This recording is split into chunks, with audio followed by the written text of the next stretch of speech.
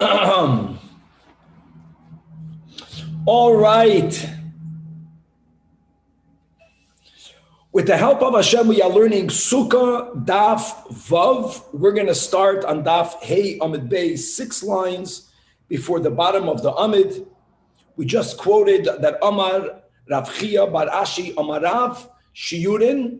Shiurin means, as we have been learning, all of the measurements. Rashi gave the example of a kezayis, of a kebetza for Yisurim.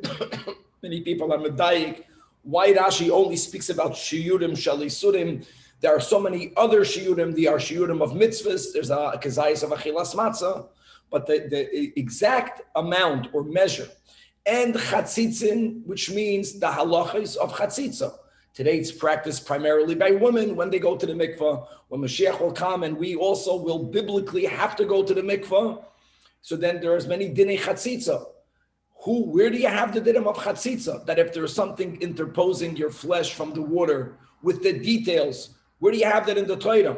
And mechitzin, which is our topic, mechitzin means what is the minimum shiur of a mechitza? For example, by Sukah, like we have been learning, that a doifen has to be at least 10 tefachim tall or higher. Lesser than that, it's not called a mechitza. And also by Hilchas Shabbos, right? That when we speak about hekev, when you're trying to encircle a place to live, you have to have 3 mechitzas biblically or 4 mechitzas biblically, and they have to be 10 tefachim.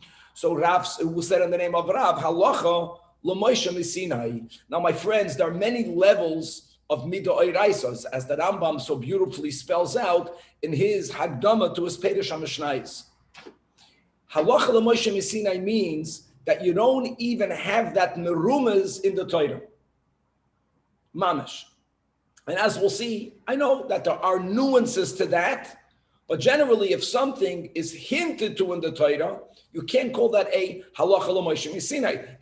That's going to be called a midoiraisa, even if it's not written explicitly in the Torah. Problem is going to be is that there's a pasuk in Parshas Ekev that is giving the praise of Eretz Yisrael, focusing on the uniqueness of its fruits. That pasuk mentions the 7 fruits, even though 2 of them is not really what we call in English fruits. So Eretz, Chita, Usaoir, etc., etc. And we're going to go through a very important chazal that link a shiur for one of the dinim or for a few of the dinei Torah to each one of these 7 products. In other words, what we are really praising is not only praising Eretz Yisrael for the Gashmiistic, beautiful, unique, bountiful Shivas Haminim. No, also there's an emes, there's a chazal that each one of these 7 is connected to one of the shiurim. So how can we say shiurim is halacha l'Moshe Misinai when it's really going to be at least merumas in a pasuk? We're going to have a similar question when it comes to dinei chatzitza, that we're going to have a pasuk that's going to teach us the general din, right? As kol besorei b'mayim, that the besorei has to be b'mayim. So again, it's enough hinted in the Torah that l'chu'ura, it should not be in the category of a halacha l'Moshe Misinai. We're going to have also at the end a similar question regarding mechitzas, because the whole sugya was, we learned the whole yesterday's daf, actually 2 sources. How do we know that a mechitza has to be 10 tvachim tall? The only problem is that only worked if an amas bas shisha tfachim. That's really a machlokes tanoim. So we needed to come to halacha l'Moshe Misinai, as we learned yesterday, l'shitas Rebbe Yehuda. But the problem will then be, but according to Rav Meir, even the shiur of a mechitza at least is hinted to Rabbi Dibarti Itcha ma'ala kapoiris, as we learned yesterday. So we're going to have to resolve that. And then on Davav Amid Beis, we're going to go back to the Mishnah. The Mishnah then spoke about how many mechitzas. The Mishnah says you have to have 3 mechitzas. Really, we're going to quote a machlokes tanoim. L'kula alma, the final wall doesn't need to be a full wall. Biblically, it can only be 1 tefach. Chachamim hold you need to have 2 proper walls, and the 3rd one only needs to be a tefach. But there is a sheet of Rab Shimon that says that really there has to be 4 walls. In other words, then it doesn't have to be 4 full walls. It can be 3 walls proper, and then 1 has to be a tefach. We're going to have in the Gemara today, there's a time for all of this, 5 different reasons behind the machlokes. Why 2 and a tefach, or 3 and a tefach? And God willing, we'll still have time. We will begin the application of Shitas Chachamim, who we paskin like our Mishnah, two proper walls and the third one only has to be a tefach, as to where does that third wall have to be. And on top of Daf Zayin, if we'll still get to that today, we're going to learn a very interesting midrabanan. Even though midoraisa we paskin like the chachamim. A sukkah is kosher when you have two proper walls. When I say proper, guys, don't forget that the minimum length and width of the walls have to be, we paskin 7 tefachim. But you can make a sukkah bigger. Two proper walls can be 7 by 7 and another tefach, or it can be, 50 feet, 50 miles. Whatever size you want to make, two proper walls and a third wall. The third wall biblically only has to be a tefach, but according to Rab Simon, the Chachamim want for us to use the one tefach wall, and with Chachma, knowing the halachas properly, to create a roiv, biblical wall of 7 tefachim. You only need one physical tefach size length, and if you know where to place it, based on the din of lavut, based on the din of rubai kekuloi, you're going to create a halachic 7 tefach wall and much, much more. Again, let us start 6 lines before the bottom of the Amid. We quoted Rabchia Bar Ashi Yomarav, Shiurin, Chatzitzin, and Mechitzin are pure halacha l'Moshe Misinai. There isn't even a allusion to them in scripture, and the Gemara is going to challenge on each one of the 3 as we spoke out. So number 1, the first one, Shiurim, measures, the size, the measurements. Again, Larashi, Shiurim, Shelisunim, like Kezayis for every Yisar Achila. Koiseves, which is the minimum share for us to be violating the Inui on Yom Kippur. Are you telling me that it's halacha l'Moshe Misinai? No, it's not. It is called a deoiraisa. Guys, it's the same thing. It's from God, correct. First of all, it's not. There are many nafkaminas. We're not going to get into it right now. But again, the criterion of a halacha l'Moshe Misinai is a rule that isn't even hinted to in the Torah. And it's hinted to in the Torah. Where do we have the hint? Chsiv and Parshas Ekev.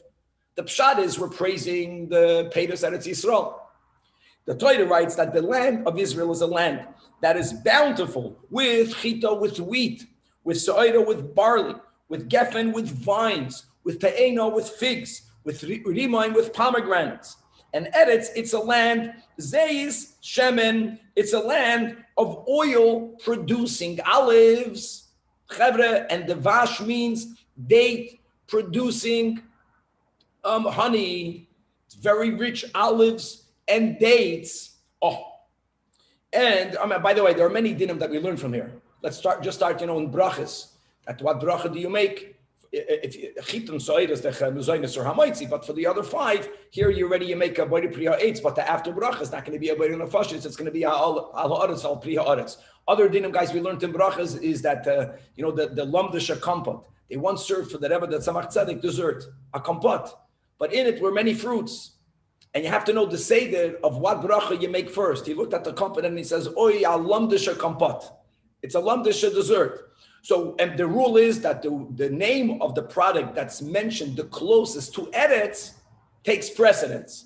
The Torah mentions Eretz twice, right? So, for example, the Rimain is away from the Eretz the furthest, right? Because Eretz Chito, So'oira, Geffen, and Rimain. And then even the Devash is closer to Eretz, to the second Eretz, than the Rimain. Okay. And there are other dinim. I don't know what cave and what picture do we need. Okay, so sign a picture. Now, here's connected to our kasha. Amar Rab Chanin. Kol ha'posik hazeh l'shiyurim nemar. Again, doesn't mean that's the only thing we learn. In other words, what he wants to point out is don't think it's just Gashmis. The Torah is praising Eretz Yisrael, wow, because it makes amazing fruits. It does. It's praising Eretz Yisrael for the fact that its fruits serve as the shiur, as the measure for many halachas in the Torah. And now we're going to see how each one of these 7 is connected to at least one other halacha of shiurim in the Torah, beginning with chita. So let's go. By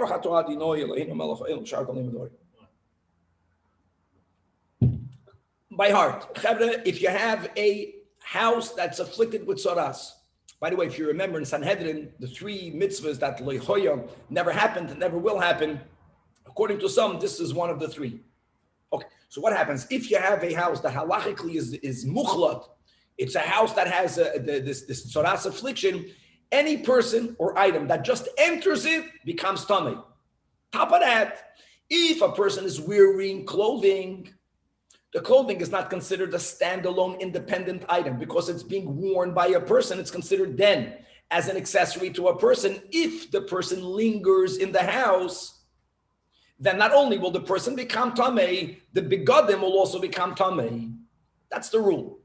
How long do you need to linger in the house? That's what we're getting at. And we use chita as the source for the shiur. Let's read it inside. Says the Gemara, the Tanach, this is a Mishnah in Mesechtes Negoyim, second to last line. If a person enters into a home that was already gepasken, we already determined that this house is afflicted with saras, and if the kalim here means one's garments are not properly worn, but they are only over one's shoulder.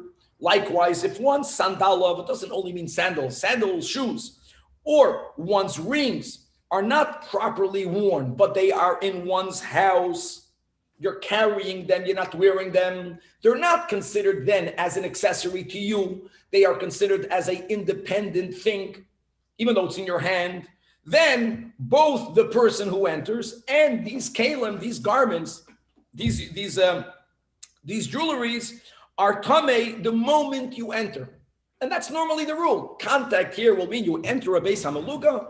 Anything that's independent becomes tamei immediately. Davav amadalef. But like we mentioned, we learned from the Chumash as a nuance that if something is not considered then independent, why would it not be considered independent? Because you are wearing it. At this moment, it's considered as an accessory to you. You have to stay in the house for a longer period. You have to linger in the house for those items also to become tamei. But if you're properly wearing them, you're wearing your garments, or sandal of your shoes are on your feet, or v'tabo oisav, and your jewelry, your ring is on your fingers, you are tamei miyad. But here is where we kick in this leniency. V'hein tahidim, they remain pure at sheyisha, until you linger. Now let's go define the shiur of lingering. You know what that means? It's lingering b'chdei achilas pras. If you linger for the time that it takes for you to eat, pras means a piece, pras means half. There's a full loaf of bread. The big machlokes rishonim is whether a loaf of bread has the volume of 8 eggs or whether a loaf of bread has the volume of 6 eggs. Pras means a piece of bread that has half that amount, that's 4 eggs or 3 eggs.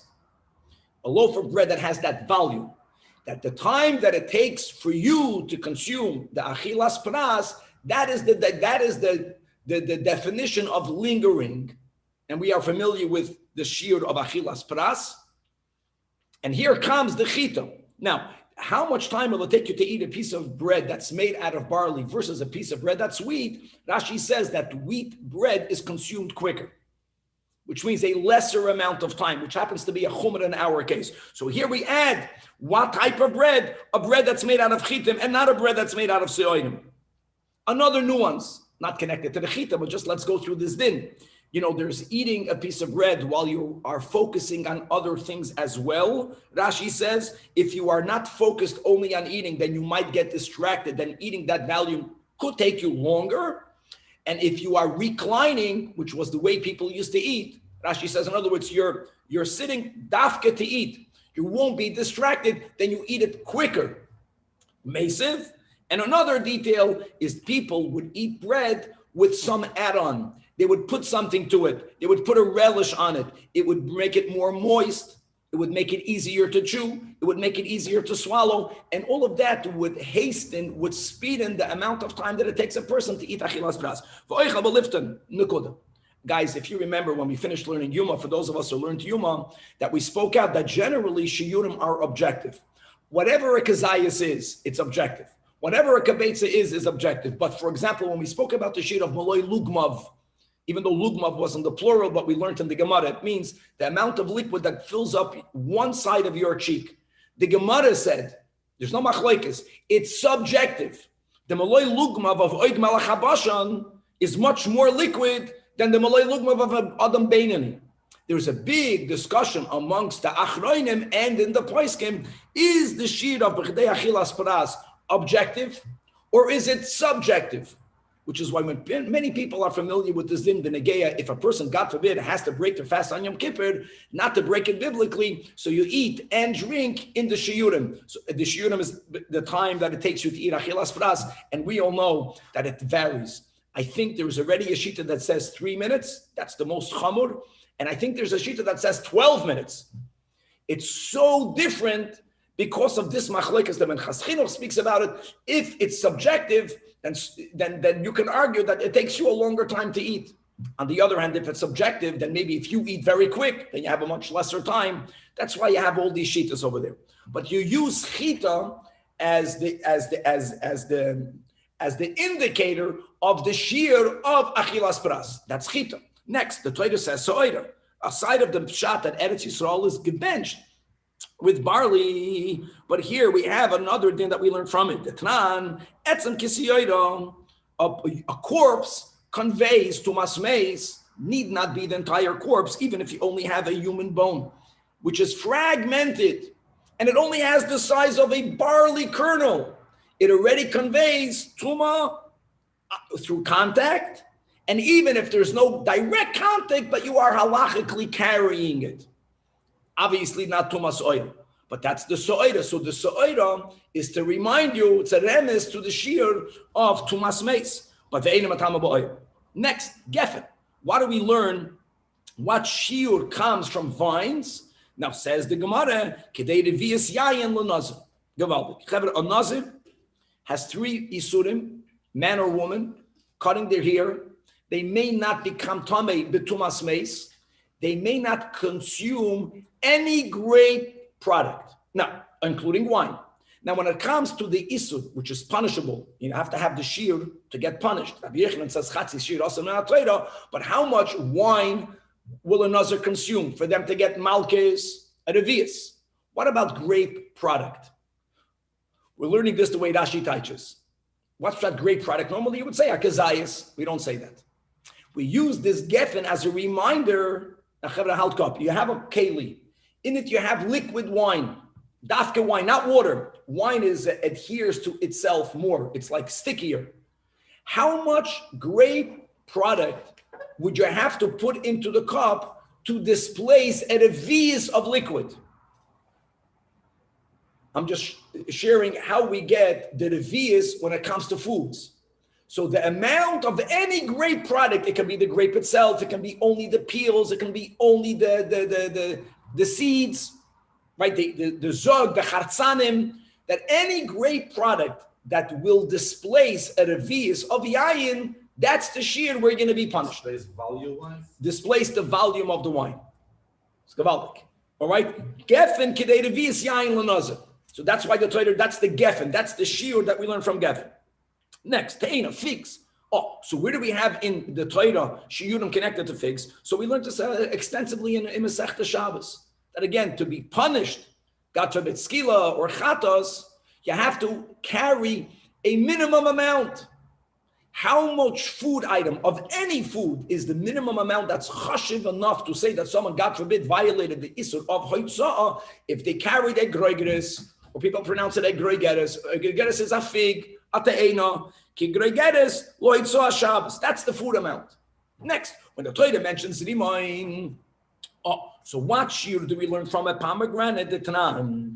Kol kli balabatim. If you have a keli that became tamei, so first of all, kalim, if it's not made out of earthenware, you could purify it by taking it to the mikvah. A klei cheres can never be purified by taking it to the mikvah. However, sai metal kalim and earthenware kalim and wooden kalim and any other material from which you make a keli, if the keli broke to the point that it's not functional, it automatically loses its status of a keli, and even if it was already tamei, it's no longer tamei. Then there are other dinim, which details to that. Okay, what determines that this keli is no longer functional? So I guess if the keli belongs to a professional who sells the kelim, so we know today, if you go into the market, you go into a store and you buy a keli, even with a lesser amount of defect, you're going to return it. Balabatim, if you're not selling it, it takes a greater amount of blemish for the balabas or for the balabasta to say, it's garnished, it's garbage, and for them to throw it out. Now, even if a keli was originally designated to hold liquids, and there in the smallest crack, you have a bowl, the liquid will spill out. Or if you were using your kelim to store, I don't know, flour, a small little hole, the flour is going to seep out. You're going to change the use. And you're going to use it to store olives. And even if there's a hole, kemoitzi zayis, but what is the amount of opening, of hole in it, that even if you are a balabayas, you will no longer use it? That's if the hole is large enough that a pomegranate will fit through it. That's called kemoitzi rimoin. Called klei balabatim, shiurim kemoin. Weiter. When the Torah continues to say Eretz, Zeis, Shemen, let's not focus on the Vash, that it's a land of oil producing olives. Oh, that's easy. Eretz, Shekol, Shiurei HaKazaisim. All of the Shiurim are connected to Akazayas.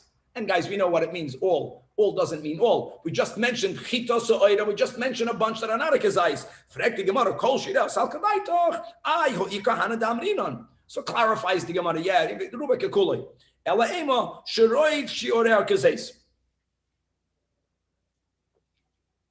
Torah says you can't eat chasev, you get malchus. When do you get malchus? If you eat a kazayas amount of.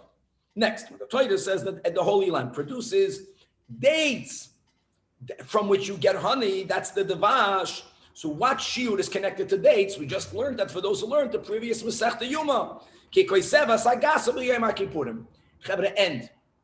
Bottom line is that halacha l'Moshe Sinai is not said on a din that has a remez for it in the Torah. So therefore concludes the Gemara asking, Alma, that the din of shiurim should be called de'oiraisa and not halacha l'Moshe Sinai.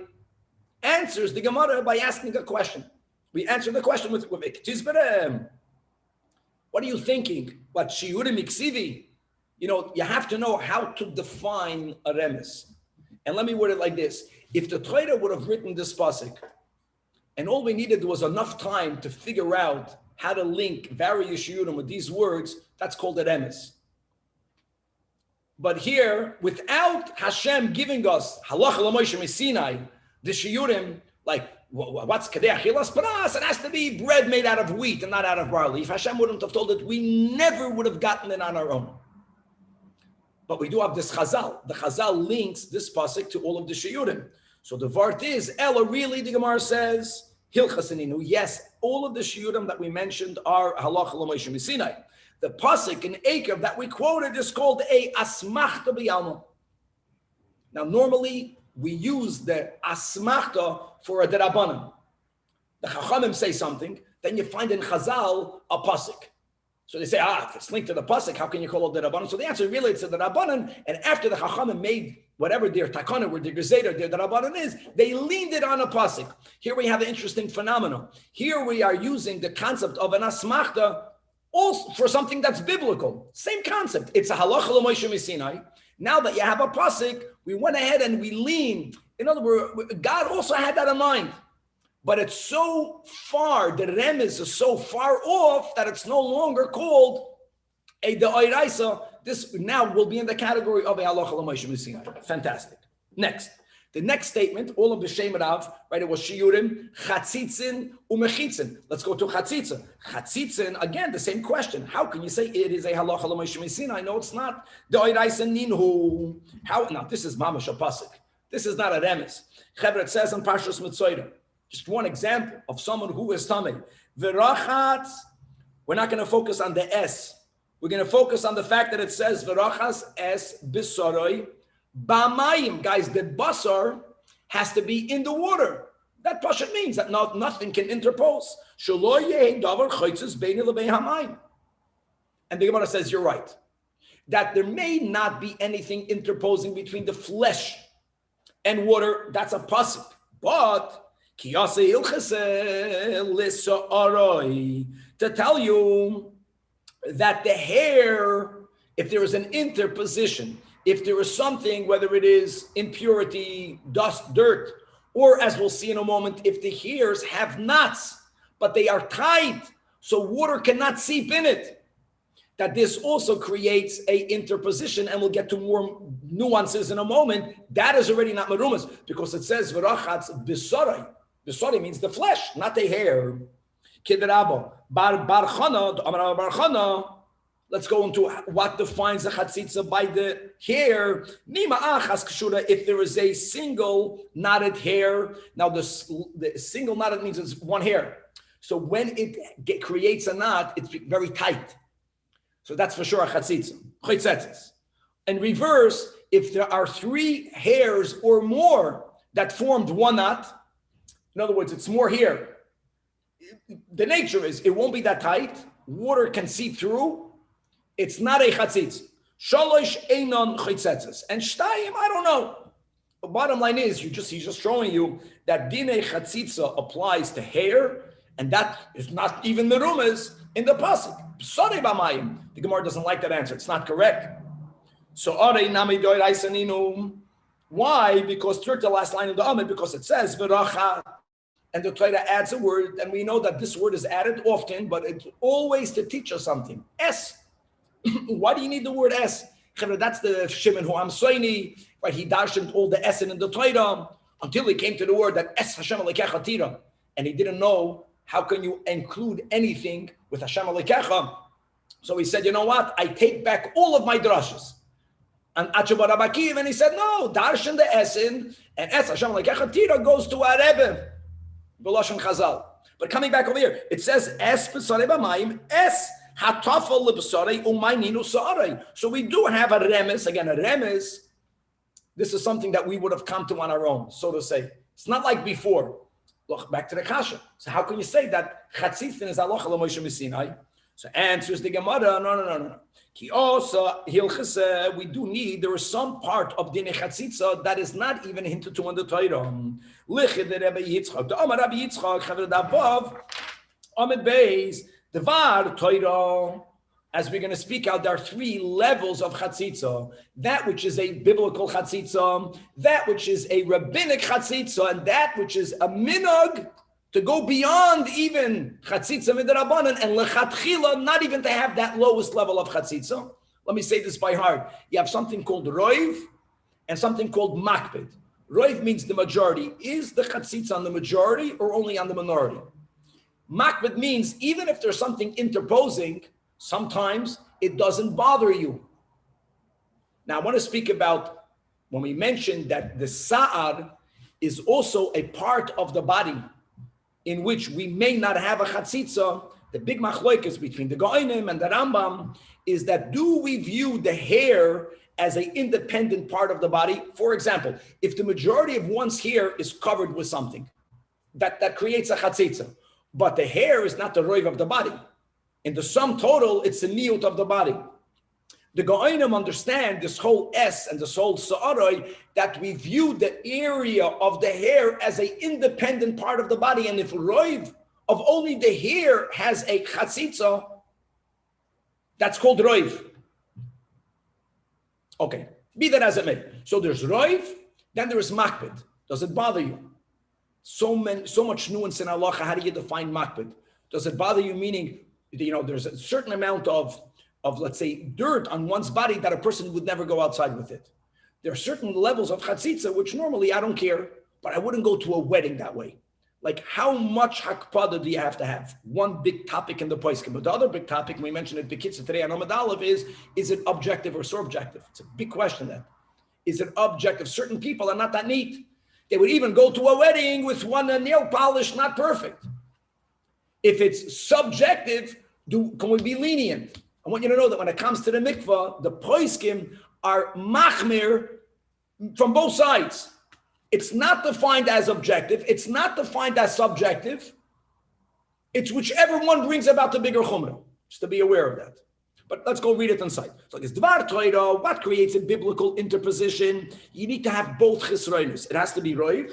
Something, guys, if we're focusing on the hair, so either there is dirt on the hair or there is knots in single hairs. That means so the roiv, here, another here. So many single hairs are knotted within itself that it's the roiv of the hairs. Umakbid olav, that's choitzitz, biblically. V'she'ena makbid olav, if it's roiv, but you're not makbid, then biblically, since you're not makbid, it doesn't create a chatzitz. That's step number one. And by the way, it's the same thing in the reverse, which is that if it's mu'at, but you are makbid, or if it's one or the two, it will not be a biblical chatzitza, it will be a rabbinic. That's midrabanan, and similarly here, but if not roiv, it's miut, ve'enoi makbid, miut ve'enoi makbid, guys, halachically, even midrabanan, it's not a chatzitza. However, speak it out right now, our minig is that lechatchila we get rid of that as well. Remember that in Shulchan Aruch it says lechatchila. But if you did not get rid of it, then after the fact, it's not a chatzitza midrabanan. The question is, why didn't they make a gzeira all the way to the end? Or why didn't they also make a gzeira mishum rubai she'ena makbid? Answers the Gemara, this is the classic that he go for gzeira. One of the two in itself is only a midrabanan, because midoiraisa chatzitza has to be both roiv and makbid. So va'anan neikar minigzar gzeira, to say that even if both steps are not there, not roiv and not makbid, won't even be a derabanan. Making that will be called a double derabanan. But again, the minig is to be careful lechatchila for that as well. Okay, nukuda. So what do we have over here? You have in the Torah that you can't have a chatzitz. You have a remes, not a lachalomeshim, we've seen a doiraisa, that the hair, let's go with the go'inim, their machman, is a standalone part of the body, and there's a chatzitza. What is a chatzitza? None of it is written. This whole din of roiv umakvid, that's the halacha l'Moshe Sinai. And by the way, it comes from here that this halacha is a leniency. In other words, Hashem told Moshe Rabbeinu, you know what a chatzitza means? Not if there is one here, not it.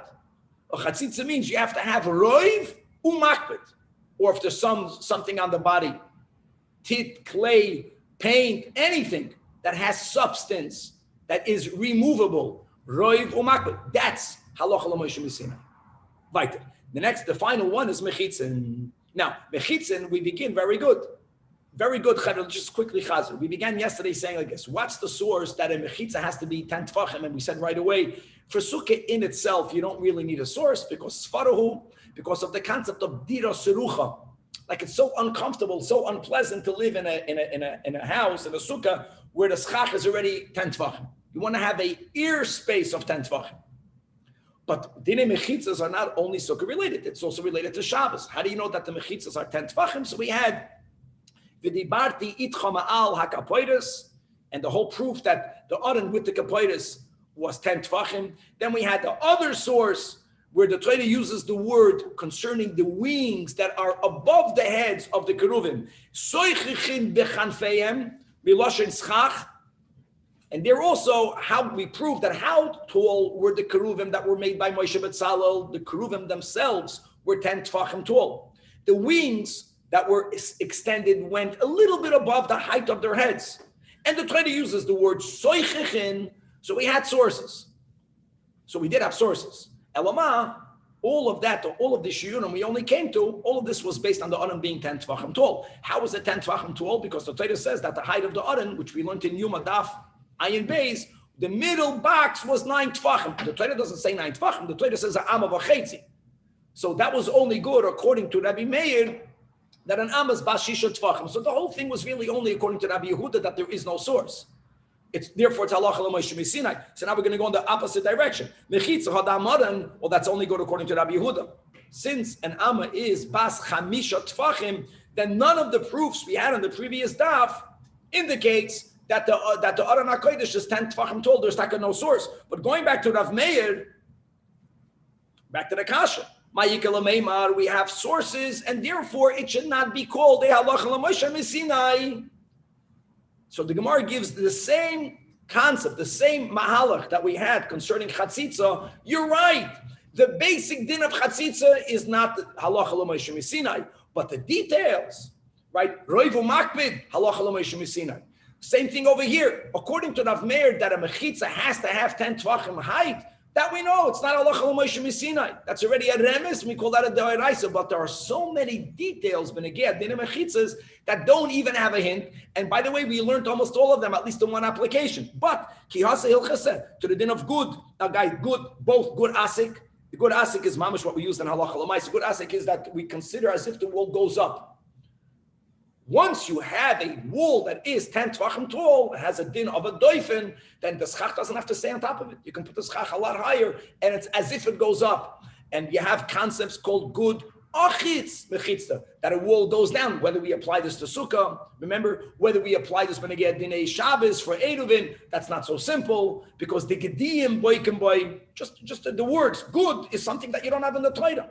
That's halacha l'Moshe Sinai. By the way, guys, pi tikra yoyed v'soisim. Don't worry, we're going to speak about all this throughout the Masechta. That's called the halacha l'Moshe Sinai. There isn't even a remes. Similarly, lavud, the famous lavud. Again, lavud is not only connected to sukkah, but the concept of that we annex, that when two things are one, there is less than 3 tvachim. There isn't even 3 tvachim. Between two items, halachically, it's as if they're touching. Lavud, where's that written in? It's not. That's the halacha l'Moshe Sinai. And the doifen akuma, the bent wall, the case that we had, and we'll have more cases of doifen akuma. By the way, guys, this is not an exhaustive list. There's going to be another detail that we're going to have right now, today, another detail that is also going to be considered, I'll say it out by heart, that whether you start Kishitas Chachamim, that the sukkah needs to have 3 walls, whether you begin Kishitas Rebbe Shimon, that a sukkah needs to have 4 walls. One of the halacha l'Moshe Sinai's regarding mechitzois is that one of those walls only has to be a tefach. Halacha l'Moshe Sinai. So we say halacha l'Moshe Sinai even if the yesoidus of the din is takamerumas doiraisa. But these nuances are called halacha l'Moshe Sinai. You know, when it comes to tefillin, the Rambam writes, right? There are 10 halacha l'Moshe Sinai by tefillin. 10 details. Even though the ikir concept of tefillin is written in the Torah, which is very vague. We don't know what they are. Okay, so let's go. So now the Mishnah, the Gemara is going back to the Mishnah. From the various general halachas the Mishnah on Daf Beis writes, is that v'she'ein la shalosh defanois. If it doesn't have 3 walls, the Mishnah writes, by psula, the sukkah is invalid. And here we go. Let's dive into it. Tana Rabbanan. Hold on. Okay, what do I mean invalid? Number 1, Chachamim hold. You know what it means? 3 walls. It does not mean that the 3 walls have to be full walls. Shtayin kil chasam. 2 have to be proper. No, guys, proper means 2 things. First of all, there is a minimum. Guys, remember, the minimum is 7 tvachim. That's how we pass it. And then it can be as long as you want. But let's say now, we're going to go more into tomorrow, that the 2 walls should be right angle. Let's begin with that. Right angle means that one should go east-west, one north-south. How far out should they go? For us, however large you want to make the sukkah, but it cannot be less than 7 by 7. But the 3rd wall, ushlishes, biblically can even be only 1 tefach length. That so is shitas chachamim. Does it have to be connected to an angle? We're going to learn about, so Shlem is asking right angle. That's going to be the whole Daf Zayin. We're going to just begin today. Notice, where do you place the 3rd wall is very important. We're going to get there. 1 second. Number 2, Rab Shimon, before we get to where you place it, Rab Shimon is more machmir. Rab Shimon says, no. You have to really have 4 walls. Narvas then, he also subscribes, as we'll see to this halacha l'Moshe Sinai, that the one wall, the final wall, only has to be a tefach, which means shalosh kil chasan, and the revius afilu tefach. Guys, we'll be learning the most foundational topics of sukkah. Machlokes chachamim and Rab Shimon. Just to give everyone a heads up, we pass on like the chachamim. But what is behind their machlokes? The Gemara gives 5 different approaches. Number 1, each one is a mountain. Rabbanan hold yesh aim la mesoides, and Rab Shimon holds yesh aim la mikra. Mesoides means tradition. Whenever we use the word tradition in this context, we're speaking about the way we have a mesoides of how the words are written. Mikra means to pronounce. So the way the word is written and the way the word is pronounced. What does that mean? First of all, Beida Emes. No one is debating what the Mesoides is. We knew what the Mesaitis is. There are many words in the Torah that have a vav or don't have a vav, and sometimes even when they don't have a vav, even though we pronounce it as if it has a vav, meaning as a cholam. The word in Pashas Emor, the Torah mentions the word bas Sukah 3 times, right? Forget about a double vav in Sukah. Only one vav in Sukah. The first 2 of the 3 times, not a single vav is written in the word Sukah. Bas Sukah is spelled Beis, Samach, Kaf, Saf. Bas Sukah. The 3rd time the Torah writes the word Bas Sukah, Rashi goes through the 3 words, it's written with 1 vav. And what Chazal, here we have a good picture. So guys, there's never 2 vavs, Bas Sukah, Bas Sukah, Bas Sukah. Everyone agrees that if Bas Sukah, if you're going to focus on the pronouncement of Bas Sukah, we view it as if it's 2 sukkahs, plural, and Bas Sukah without a vav is interpreted as if there is only 1 sukkah. Now, we're not speaking about how many sukkahs, but really each one is alluding to walls in the sukkah. Let's read it inside. So if what is the primacy is given to the Mesaitis, to the written, so then how many sukkahs do you have? Let's do this by heart. You only have a total of 4, because if we're going to view Bas Sukah without a vav as 1, even though you pronounce it, mitachoylam, but you don't give the chashivus, the ikar is not to the way you pronounce it, it's the way it's written. So Bas Sukah number 1 is without a vav 1. The next Bas Sukah is 1. The 3rd one is 2. 1 and 2 is 4. So Rabbanan, let's read it inside. Since they give primacy to the way we have the primacy. The primacy to the written form. So now the Gemara says, look inside. Bas Sukah is the first 2 is without a vav. The 3rd one is with a vav.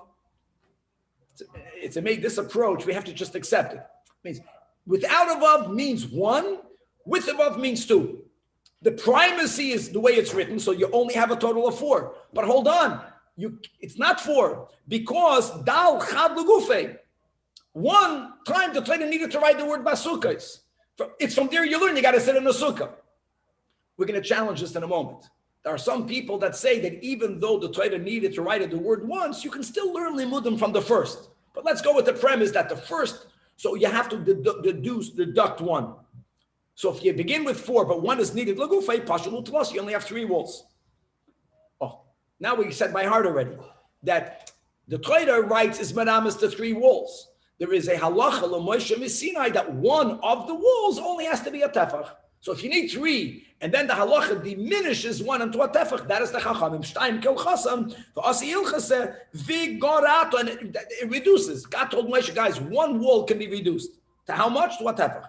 L'shlishis v'oikma a tefach, so is the shita of the chachamim. Rab Shimon, in contrast, he holds that we give primacy to the way words are pronounced, even though the first 2 times the Torah doesn't use the letter vav, but since we pronounce it basukos, not basukos, it's pronounced with a cholam, which means plural. So 3 plurals is 6. Basukos, adekan sheish. Here again, according to the first approach, dal chad kra, you need 1 legufei. So how much do you have left? Only 2 words basukos. You have 4 left. Pashulu arba. Indeed, you have to have 4 walls. Came the halacha l'Moshe Misinai shleim. It says, no, 4 walls means shalish kel chasen and 1 atefach. Shalish kel chasen. So Ilcha said v'garata, and it reduces the 4th wall. V'yakamta atefach. That's approach number 1. Chavre, let's fly. Approach number 2. V'iba yisema. I can argue both sides. I can argue that l'kula alma yesh aim la mikra. Everyone gives primacy to the way the word is pronounced. So therefore, what, Chavre? So therefore, what? So therefore, you begin with 6. But 1 word is needed legufei. How much do you have left? 4. Question is, do you need to use 1 of those 4 for schach?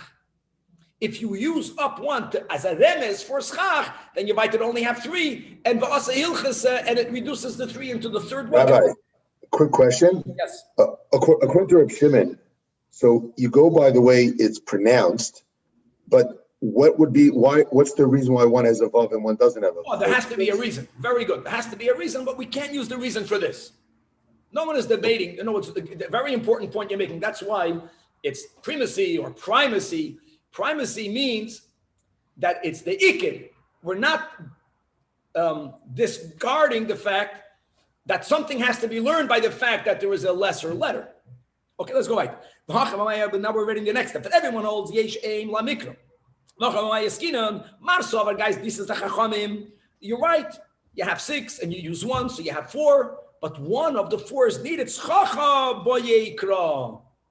One of these are used to allude. You have to have schach. However, Umar Sabar schacha like boyekra. What's a sukkah? Sukkah is a schach. Next. Or the other side. I can argue that both of these opinions, both the Chachamim and Rab Shimon hold yesh aim la mesoides.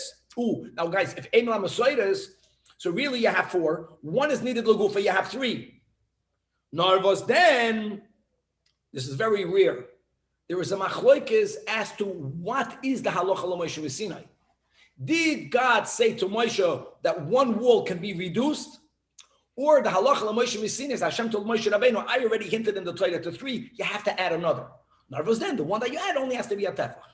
A machloikas about what the halacha is. That's already a big chiddush. Here again the chachamim. The halacha l'Moshe Sinai came. You have 3 alluded to in the Torah, and the halacha is ligoreya, to diminish it, to reduce. Reducing it means you have to have 3 walls, but the 3rd wall only has to be a tefach. Umar Sava, no. You have in the Torah 3. Then Hashem told Moshe something about a tefach. He didn't mean to diminish the 3rd wall only into a tefach. He came to add. Okay, also approach number 4. Guys, this is different than Yuma. Huh? This is back to Gemara over here. The Kula Alma. No, it can't be a machloikas. And everyone can subscribe that yesh aim la mesoides. Aim la mesoides means there's only 4, right? Because the primacy is to the written word. First 2 is only written without above. So 1 second. So how did Rab Shimon come to 3 and a bit? I'll tell you how. Who told you that 1 is needed legufe and you cannot use it for anything else? No. It's called doirishin tchilois kumifligi. Tchilos means it has to be written once to tell you the initial description. You're right. Guys, we're living in the world of Drash. You have to become familiarized with this. We're not learning in the world of Pshat. Of course, the Pshat, you have to write Sukah. But you can darshan from the Pshat. Mar Sover, now here we're quoting Rab Shimon first. That doirishin tchilois. So in Echanami, you only have 4, but all 4 are alluding to a wall, and there halacha l'Moshe Sinai that the final wall only has to be a tefach. However, the Umar Savar, which is the Chachamim, like we learned up until now, that ain't darshan tchilos. And the final approach, Rav Masna Amar. Listen here, I'll tell you. Let's take out this whole Sukah Pashit.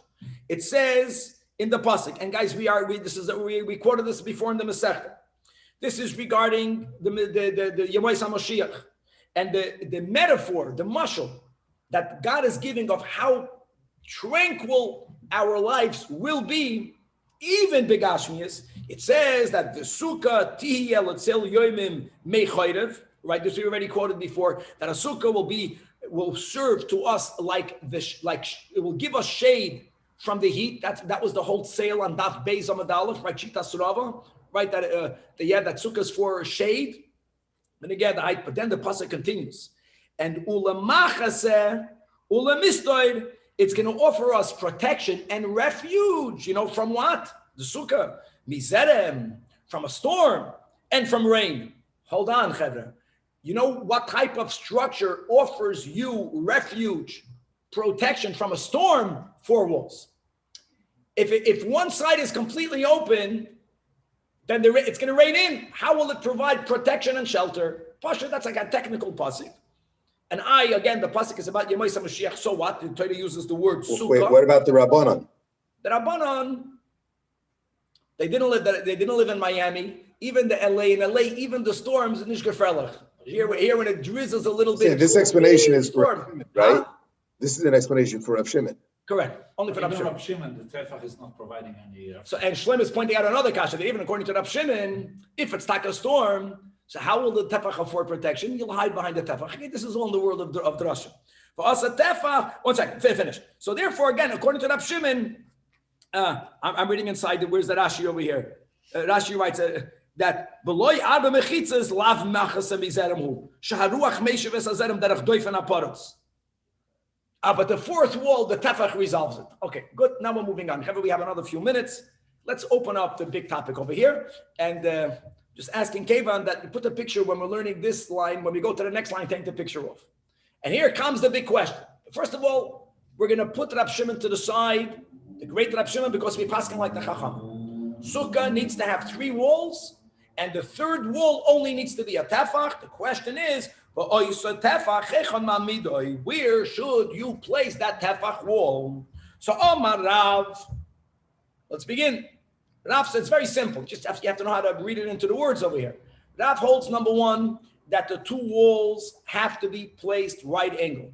So let's just use the directions, east, west, north, south.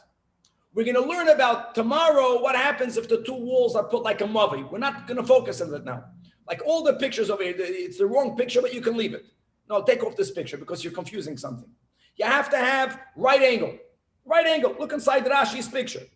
And the third wall is keneged hayoitzi. Keneged hayoitzi means you can put it both on the edge of the east, right, east-west. You can put it on the edge of the north-south. But how should the wall be going? It should be going exactly in the same direction of the opposite wall. So you have a wall over here, you have a wall over here, and the third wall, if the one on the other side is east-west, it's going to go east-west.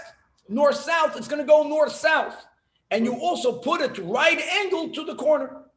So you're going to have 3 congruent walls. That's a good picture. That's a good picture. The Nakuda of Rav is that the final wall is not going to be placed diagonally. It's going to be placed in the same direction of the one that's opposite. It needs to be connected. That's all, no? But it's more than just needing it to be connected. That's one nuance, that it has to be connected. But more importantly is there's a chiddush to Rav. Because if you would place the wall diagonally, it would give an impression of you enclosing the area more. Not that you have to live behind that corner. But when you place the third one diagonally, even if it's touching, and for sure if it's not touching, as we'll have soon in the picture, then it feels like the whole area inside is surrounded by walls. Rav's point was, it's connected, it's in the same direction of the one on the opposite side. What's the difference between the 2 pictures in Rashi? It's just where the tefach... It's like the 2 pictures here. It's the same 2 pictures. It's the same 2 pictures. No, I don't. The point is whether the third wall is going east-west or north-south, I don't care. The original 2 walls are right angled. They're touching each other. And the third wall can go out from either of the edges, and it's going straight. It's not going in a diagonal. So Amalei Rav Kahana and Ravasi Tarav, they challenged him. Now gave him to the first picture that Yadav Zayin. They asked him, Via Amidenu Keneged Roish Toir, just to know what the Roish Toir means. And then when they would make furrows in a field, when they would be choirish, when they came to the corners of the field, there was a certain way of ending the furrows. Each line ended a little bit unaligned with the one prior to it, so it looked like an angle. You see that angle? It just means diagonal. Rosh Tor means a diagonal. And this is the second, this picture is the second one in Rashi. That, halacha l'Moshe Sinai, that you don't need to have 3 proper walls. But isn't it logical to say that you should have to place the third wall in a way that it feels almost like 2 walls? And you can even only have 1 tefach, and if you place it in a diagonal, certainly like for those who can see the picture, if it's placed all the way in the other corner of the sukkah, then you look at this, everyone who's not even connected. Not connected. Now, the other opinion in Rashi is, not this, nothing over. The other opinion in Rashi is the way you have here, and look inside Rashi itself. You have 1 wall, you have another wall. Even if they meant, Rav Kahana and Ravasi meant that the third wall has to be touching either one of the 2 right-angled walls, but even if you place that in a diagonal, again, they're not suggesting that you should have to eat inside that little diagonal, but at least it serves as like, I'm embracing you, I'm encircling you. And how do you know, Rav, that the third wall is enough, keneged hayoytze, which means due south, due west, straight. And Shasik Rav, Hasidus quotes this often, Shasik Rav doesn't mean that they refuted him. Shasik Rav means that Rav, who knew the emes b'chachma, didn't have bina words to respond. And that's in life. Many times your non-response doesn't mean you were refuted. It means you're saying the truth. That's always when we argue. Our position is always right. Of course, the guy shlugged us up in Takasha. I don't have how to answer it. I don't have the words, but azoy and azoy is the inyan. Shasik Rav. And indeed, how do I know what Rav is correct? That itmanami Amar Shmuel Mishmei de Levi Mamidoi Keneged Hayoitzi. That's enough. You don't have to make it in a diagonal. The Chaim Moed and Bei Midrash and the Beis Medrash they pass in that way that it's enough. It suffices. Mamidoi Keneged Hayoitzi. Okay, it's late. We'll stop over here. And we're going to add something just to give a heads up that we're going to see Rab Simon, the next line, that midrabanan, it's not good to do it the way we said. We're going to have to create using the halacha l'Moshe Messinais of lavud, of another din of Rubek Kulay. We're going to have to use from this one tefach, make some sort of 7 tefach third wall to be continued. Rabbi, is the idea that the diagonal is better than straight? Is that what we're thinking right now? 100%. Especially the second sheet on Rashi, which was the picture Kevin put up. Because when you put the third wall on the other end, it feels like that in the sukkah, you're in a sukkah that's surrounded by walls. Right, the picture here, the top left. Right. Kevin, I sent you the correct one from Rashi, but yeah. All right, Yidden, let's go daven. Thank you, Rabbi. Sukkah. Now,